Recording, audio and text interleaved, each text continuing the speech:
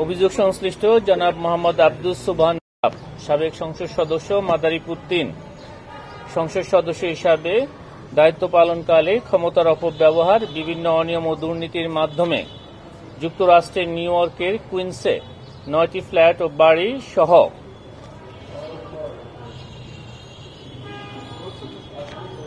৬৮,৩২,৭৫,০০০ বেশি টাকা মূল্যের জ্ঞাত আয়ের উৎসের সাথে অসঙ্গতিপূর্ণ সম্পদ অর্জন এবং ৫১টি ব্যাংক হিসাবে ৯৭,৬৩,০০,০০০ টাকারও বেশি অস্বাভাবিক এবং সন্দেহজনক লেনদেন করার অপরাধ অনুসন্ধানকালে প্রমাণিত হয়েছে। এই কারণে তার বিরুদ্ধে দুর্নীতি দমন কমিশন আইন ২০০৪, দুর্নীতি প্রতিরোধ আইন ১৯৪৭ এবং মানি লন্ডারিং প্রতিরোধ আইন ২০১২ এর সংশ্লিষ্ট ধারায় একটি মামলা রুজুর সিদ্ধান্ত গৃহীত হয়েছে।